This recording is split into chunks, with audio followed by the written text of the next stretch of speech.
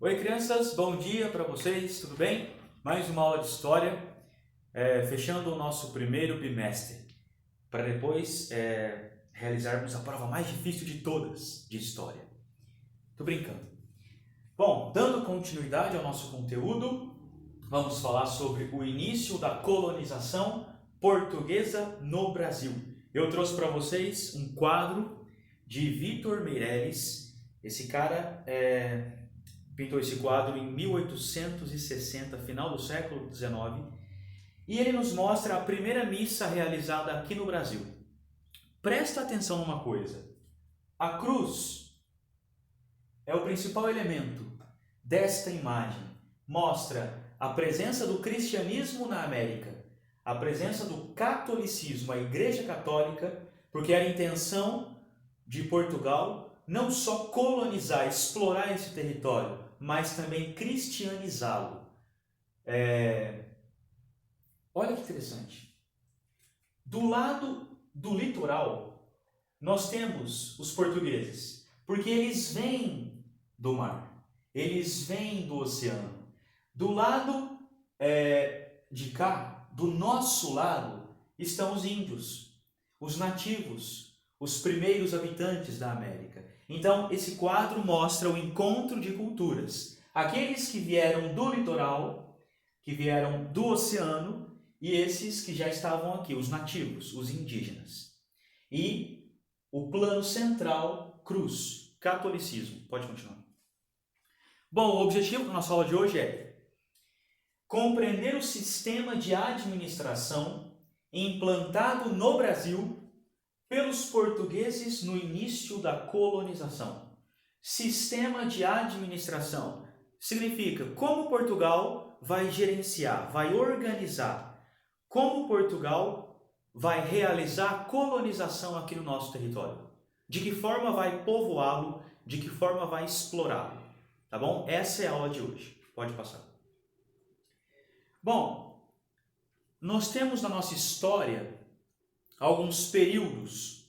O primeiro é esse. Eu digo, o primeiro período com a chegada dos portugueses, porque nós podemos também fazer um estudo anterior à chegada dos portugueses. E vamos ver que os índios estavam aqui há milhares de anos. Bom, vamos começar então com a chegada de Cabral. Período pré-colonial. 1500 com o descobrimento. Essa quarta-feira passada, nós celebramos o descobrimento, o achamento do Brasil, 22 de abril de 1500. Então, o período pré-colonial, o período anterior à colonização, 1500 a 1530. O período pré-colonial compreende desde a chegada dos portugueses ao Brasil em 1500 até meados da década de 30. Essa fase encerrou-se com a implantação do sistema de capitanias hereditárias. Vamos falar hoje das capitanias. Nessa época, houve ainda a predominância da exploração do pau-brasil e da instalação de feitorias no litoral brasileiro. Então, no período pré-colonial, esse primeiro contato entre portugueses e indígenas, nós temos a exploração do pau-brasil. Aqui eu trouxe uma imagem do século XVI que mostra os índios carregando toras do pau-brasil, levando para o litoral, onde seriam levadas para a Europa. Então esse é o primeiro momento da colonização, ou melhor, o primeiro momento antes da colonização. Um momento de exploração e extração do pau-brasil e também de estabelecimento de algumas feitorias. O que são feitorias? São armazéns, pontos estratégicos no litoral, onde os portugueses abasteciam os navios, faziam um xixizinho e levavam as mercadorias para a Europa. Pode passar. Bom, o pau-brasil. Aqui uma foto do pau-brasil, olha, a cor avermelhada. Uma árvore de porte bastante variado que pode alcançar até 30 metros de altura. O corante extraído de seu tronco foi muito utilizado para tingir tecidos e fabricar móveis e alguns utensílios. Você sabe que a roupa dos reis, ela tinha um tingimento vermelho, uma cor vermelha forte. E esse corante extraído do pau-brasil fazia o tingimento de tecidos e também servia como matéria-prima para a construção de utensílios, móveis e até navios. Pode passar. Inicialmente, os portugueses não afetaram a vida dos indígenas e a sua autonomia, a autonomia do sistema tribal, pois os portugueses dependiam dos nativos, seus aliados, para a sua alimentação e proteção. O escambo de produtos como pau-brasil, farinha, papagaios, escravos, por enxadas, facas, foices, espelhos e quinquilharias dava regularidade aos entendimentos. Então, esse primeiro contato entre portugueses e indígenas, ele nos evidencia uma coisa muito interessante. O escambo. O escambo é troca de produtos. Os portugueses ofereciam espelhinhos, foices, enxadas, quinquilharias, bugigangas, coisas simples, banais para os portugueses. Mas para os índios, tudo era novidade. Em troca, os portugueses extraíam com a ajuda dos índios o pau-brasil. Tá bom? Então esse primeiro contato foi marcado pelo escambo. Escambo, troca de produtos. Bugigangas, quinquilharias, enxadas por pau-brasil. Pode ser. Bom, agora vamos começar a colonização de fato, com Martim Afonso de Souza, um português responsável pelo início da colonização. Período colonial. Eu coloquei 1530, quando acaba o período pré-colonial, e eu coloquei aqui 1822, porque em 1822, Dom Pedro I, em São Paulo, proclama a nossa independência, a nossa libertação de Portugal. Tem professores que colocam aqui 1808, que é a vinda da família real portuguesa para o Brasil, quando Dom Pedro I ainda era uma criança. Mas eu vou colocar de 1530 a 1822, o período colonial, quando o nosso território foi extremamente explorado pelos portugueses. Começou quando? Com Martim Afonso de Souza. Em 1530, com o propósito de realizar uma política de colonização efetiva, Dom João III, o colonizador, organizou uma expedição ao Brasil. Preocupado com a presença de estrangeiros, principalmente franceses, o rei enviou uma expedição chefiada por esse cara aqui, Martim Afonso de Souza. Pode passar. Bom, a esquadra de Martim Afonso tinha por volta de 400 colonos e tripulantes. E ele tinha algumas incumbências, alguns objetivos. Olha só. Dar início à colonização do Brasil. O que é colonizar? É povoar. Exploração e reconhecimento do território. Lembra de uma coisa, o maior objetivo dos portugueses aqui no Brasil, além de catequizar os índios, claro, era explorar metais preciosos. E quando eu digo catequizar índios, eu estou dizendo que alguns sim foram catequizados, mas a maioria foram submetidos à escravidão e exterminados. Proteger a encosta contra a presença dos franceses. Quando outros europeus, como franceses, ingleses, holandeses, descobriram que Portugal e Espanha estavam já colonizando, ou tentando estabelecer primeiros contatos com a América, esses caras vieram para cá. Então os portugueses tinham que defender esse território. Defender o território dos estrangeiros. Então, o que é colonização? Colonização é povoamento e exploração de algum território. Não pode esquecer isso. Falou de colonização, falou de povoamento e falou de exploração.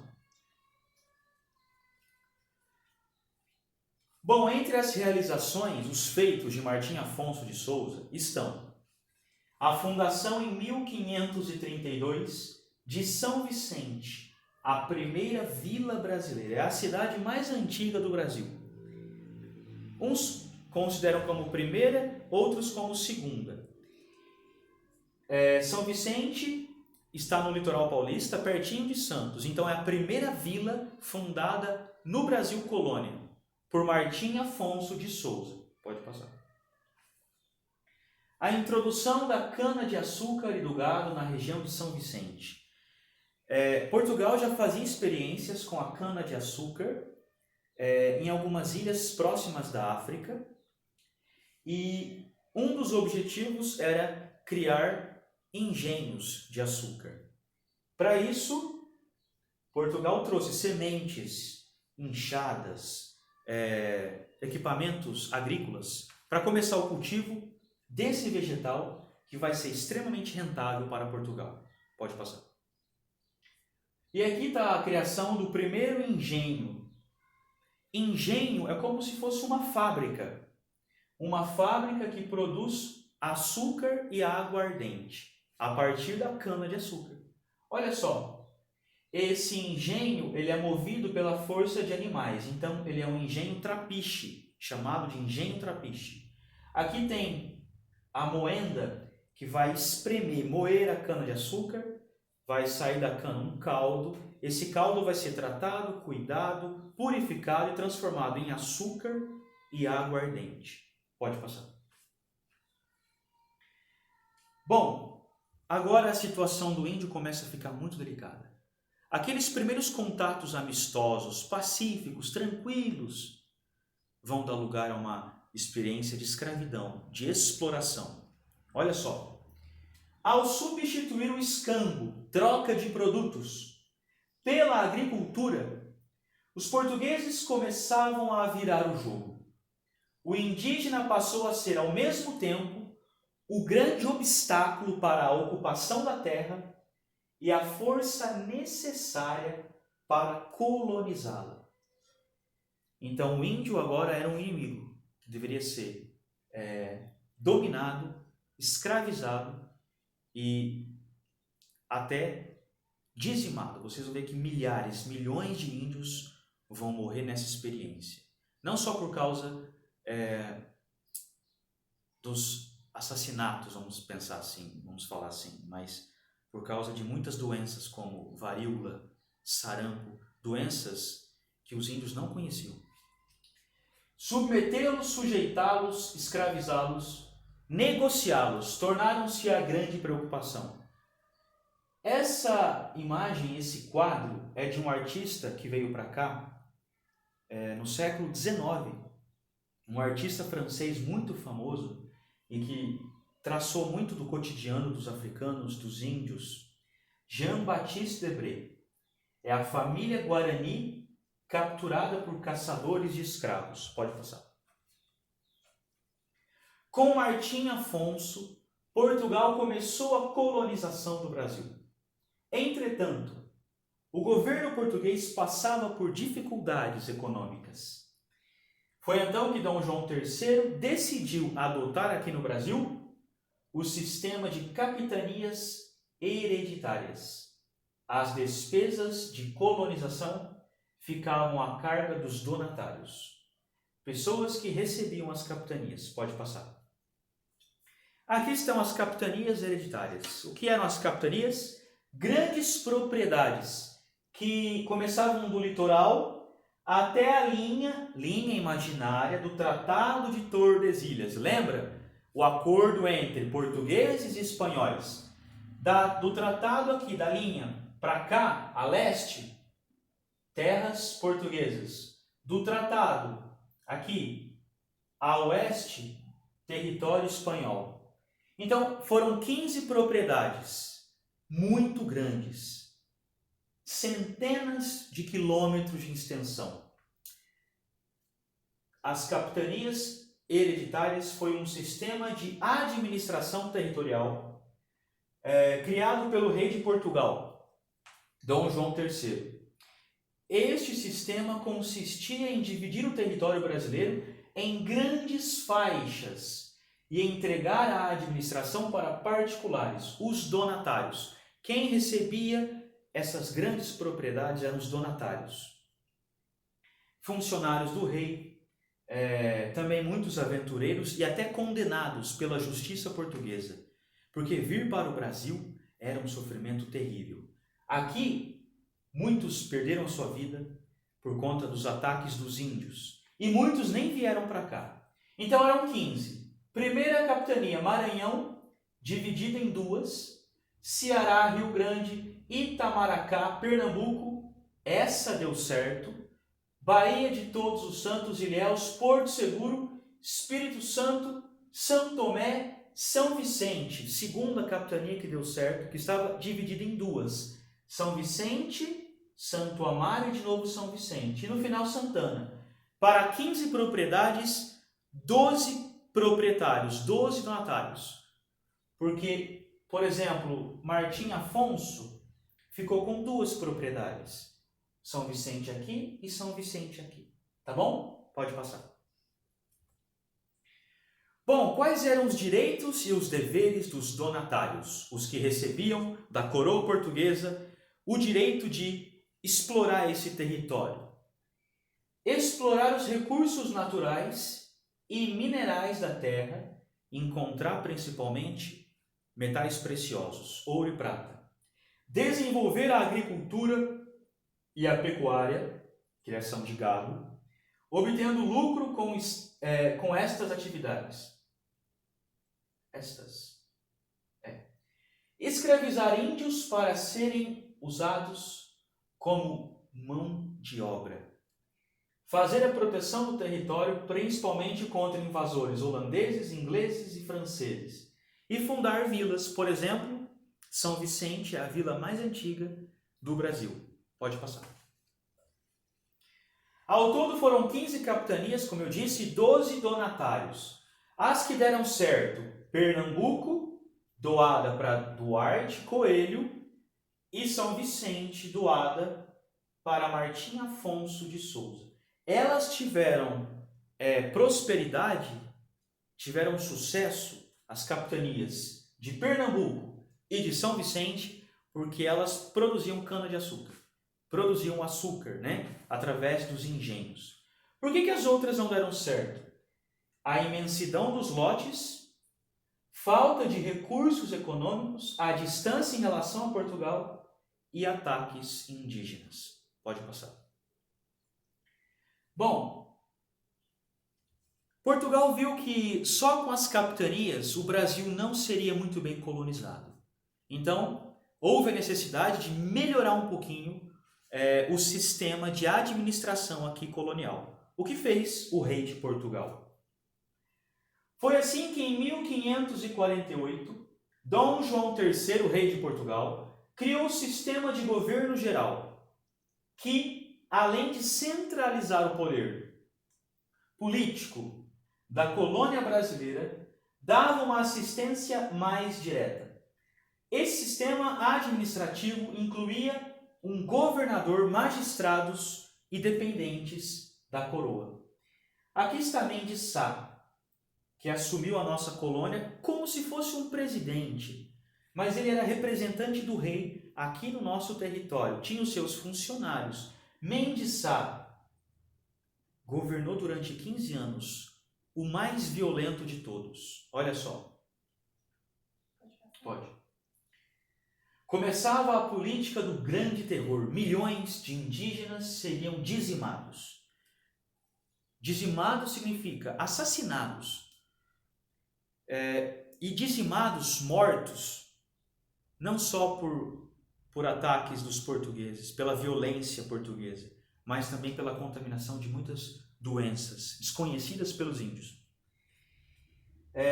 A Guerra dos Manaus foi um conflito entre portugueses e índios da tribo dos Manaus entre os anos 1723 e 1728. Os índios aceitaram passivamente a escravidão? Não. Os índios se defenderam. Junto com muitos negros, inclusive, formaram quilombos, que vamos ver para frente. Então, os índios, assim como os negros africanos, jamais aceitaram a escravização. Eles se defendiam, se protegiam, fugiam e atacavam os portugueses. Bom, essa foi a aula de hoje. Prestem atenção na nossa atividade e bons estudos. Tchau, moçada!